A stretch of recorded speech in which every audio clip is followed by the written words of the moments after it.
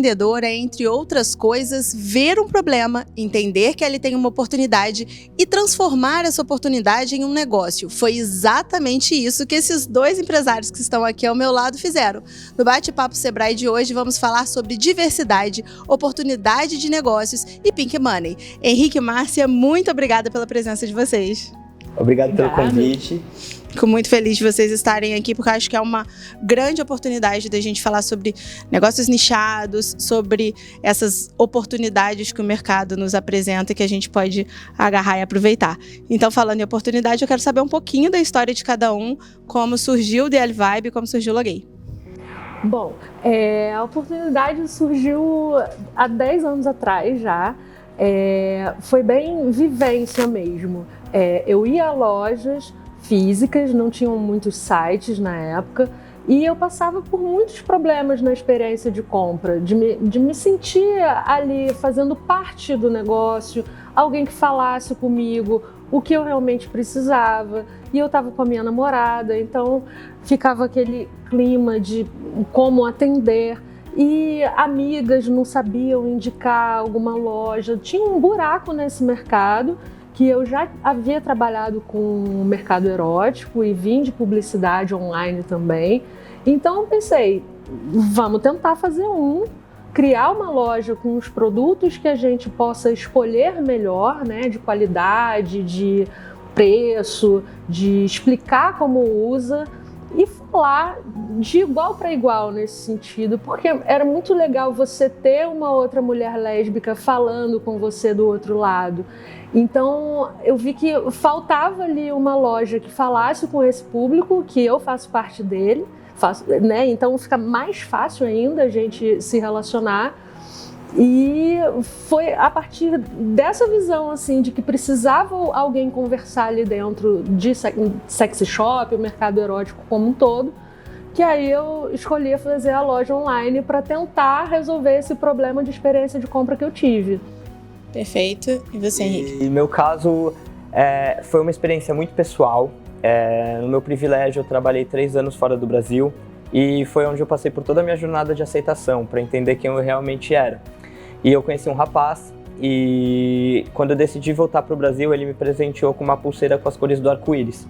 E quando eu cheguei no Brasil, eu perdi a pulseira e eu não conseguia encontrar uma igual. Ao mesmo tempo, o meu gerente trabalhava no meio corporativo, ele ia se casar com o noivo dele e ele estava procurando 2 noivinhos para colocar em cima do bolo de casamento.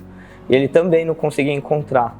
Aí foi como um estalo. Eu pensei, e se tivesse uma marca que focasse no público LGBTQIAP+, e desenvolvesse vestuário, acessórios, presentes, para atender a minha dor que eu tive na época de não encontrar uma pulseira igual, que representava tanto para mim, né?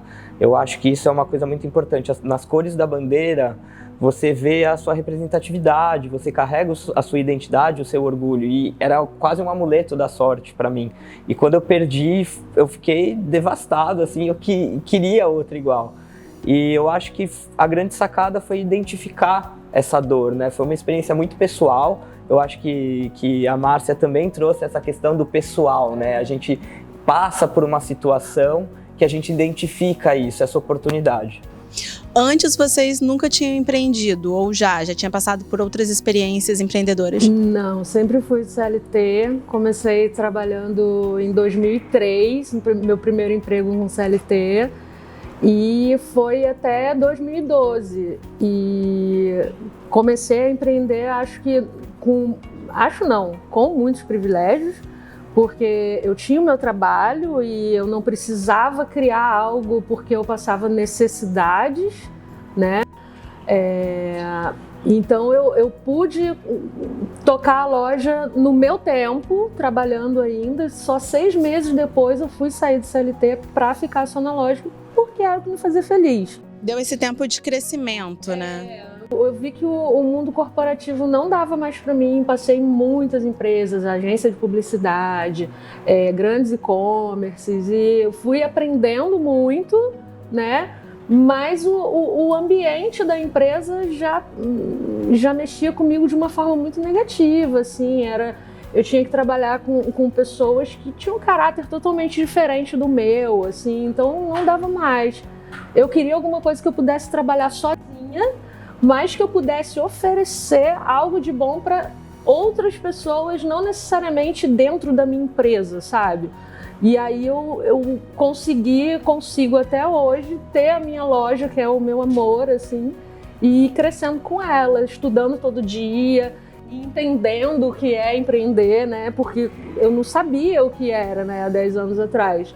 E estudar e acreditar, né? E gostar, né? Porque se eu pego um público que não é o público lésbico, para mim já não faz tanto sentido, porque a felicidade que eu tenho de tocar aquela pessoa no atendimento, na aceitação, no pertencimento, né? Isso para mim é o que vale, assim.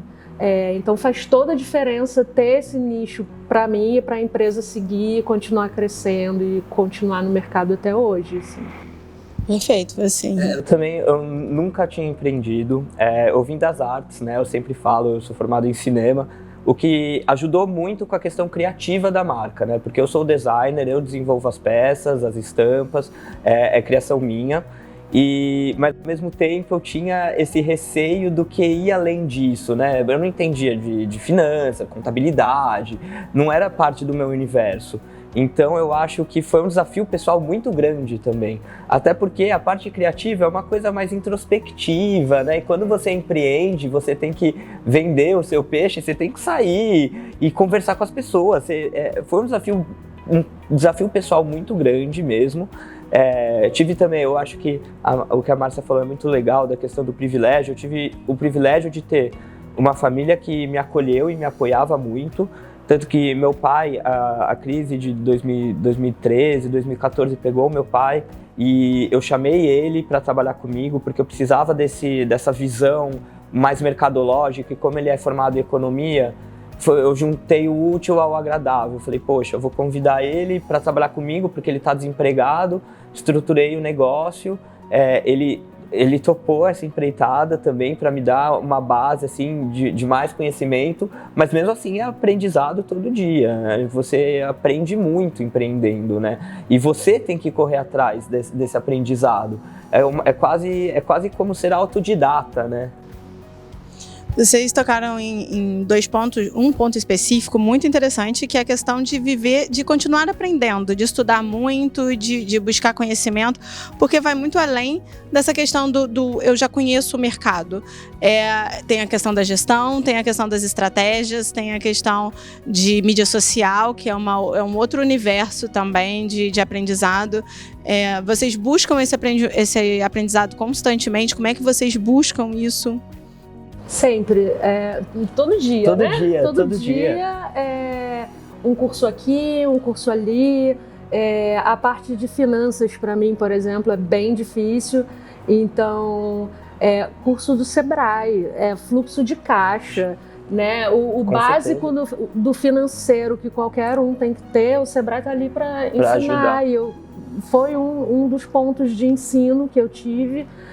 Estudar marketing digital, que eu trabalho com marketing digital desde 2008, com internet desde 2004, e numa época que era internet de escada, sabe? Então, era Orkut ainda. Era Orkut Como ainda. mudou, né, gente? Então, a gente vê, não precisa ser do meio publicitário ou algo do tipo para ver como a velocidade da internet muda o tempo todo. Então a gente tem que estar estudando tudo o tempo todo. E eu gosto porque eu gosto de estudar. Por isso que é bom, né? Você ter o nicho, ter a empresa que você gosta. Porque o estudo não fica chato, né? Eu gosto desde fazer compra no fornecedor, embalar o pedido, fazer um carinho, assim, escrever no pedido. Eu gosto de fazer todas as partes, assim. E as partes que eu tenho dificuldade, eu vou tentando estudar mais, vou trocando, vou fazendo freela com amigos e gente do meio também. E é todo dia. Todo dia. E é legal, assim, Sim, tem que ser, sim. porque senão, né? E essa questão das mídias sociais é muito interessante, que a gente está passando por uma fase de muita transição. Né? Por exemplo, o Instagram não funciona mais como funcionava antigamente. Hoje você tem um concorrente como o TikTok, então você tem que se adaptar à forma que você comunica com o seu público. Porque, por exemplo, o que eu fazia há 4 anos atrás não está funcionando mais, então você tem que mudar a forma que você entra em contato com o potencial cliente e com os clientes que já te conhecem. Sim. Então, é a questão da adaptação. Você tem que ter uma flexibilidade, assim. É o que eu sempre falo, por exemplo, antes, post no Instagram, eu fotografava as peças individualmente. Semana passada eu estava fazendo uma dança para o TikTok, eu mesmo, entendeu? Então você tem que assumir esse papel de comunicador também da sua marca. Isso é muito difícil, porque eu sou muito tímida, né? E aí todo mundo fica, mas você é dona de sexy shop e é tímida? Eu falei, sim, por quê? Sim. E aí pra mim é muito difícil isso de ter que colocar a cara, e é muito importante, né? Importante. A gente tem hoje ainda sobre as necessidades de consumo, as pessoas querem saber quem está por trás da marca, se, né, ter algum tipo de identificação, né? Acho que ainda mais quando é um mercado nichado, independente do nicho dele, as pessoas de fato querem saber quem está atrás da marca. E aí a gente entra nessa questão do Pink Money.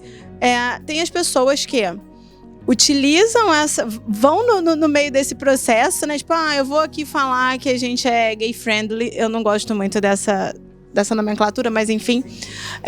Mas exatamente para poder, de fato, angariar as pessoas LGBTQIA+. Eu tenho um problema com essas siglas.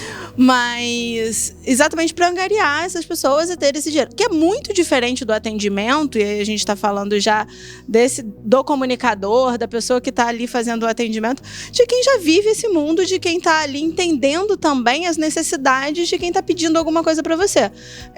Vocês, no começo disso, vocês pensaram sobre isso? Tipo, vai ser de fato mais prático e mais eficiente eu ter esse atendimento ou buscar colaboradores que tenham essa expertise, que sejam desse meio, para que possam conversar com o meu cliente? Vocês pensaram nisso em algum momento? Isso aí para mim foi a base.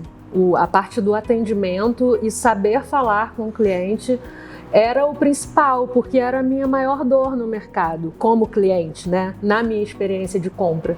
Então eu queria ali falar com o cliente sabendo que tinha uma outra mulher lésbica na empresa, que no caso era eu, falando com tudo que ela queria, dando a liberdade para a cliente falar o que ela quer, sem ser julgada por isso, né? Que já é um nicho, o mercado erótico já é cheio de tabu, né?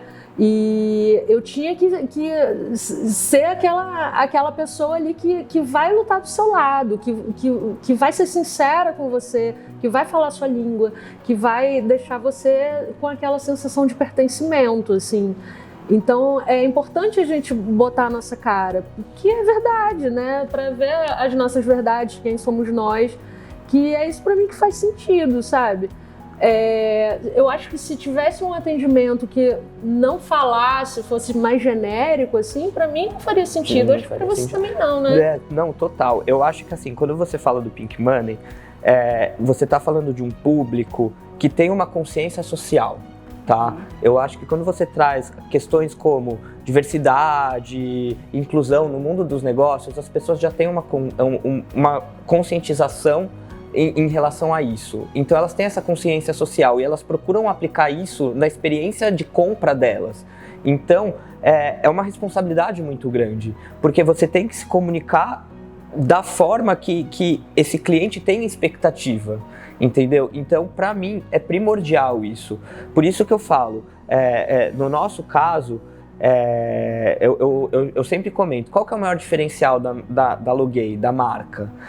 O maior diferencial é que a gente vende mensagem, a gente está vendendo uma mensagem de empoderamento, e é por isso que essas pessoas têm essa consciência social, porque hoje você vê grandes magazines apostando na moda Pride, na moda arco-íris durante o mês do orgulho, mas e o resto do ano? E a pessoa se questiona disso, essa marca só faz isso no mês do orgulho e no resto do ano.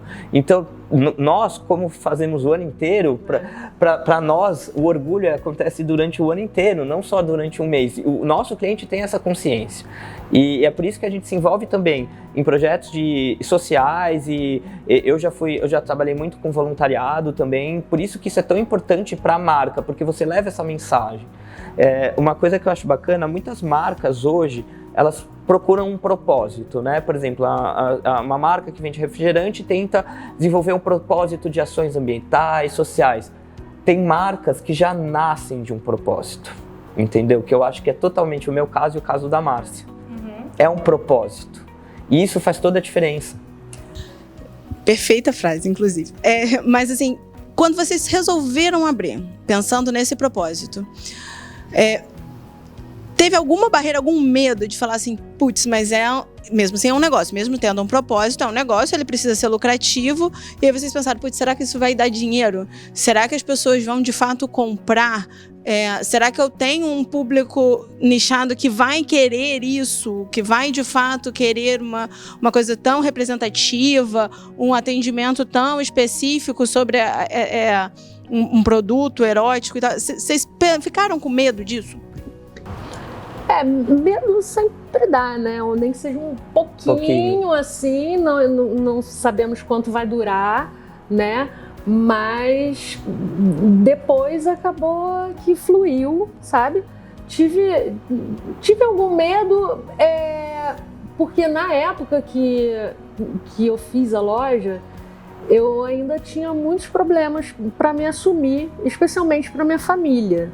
A minha família era muito homofóbica, então era um assunto complicado. Mas, por outro lado, nos meus empregos eu não tinha problema em falar, né? Eu tinha muitos privilégios nesse sentido. Só que a questão da família me pegou muito. E, por incrível que pareça, foi a loja que ajudou, sabe?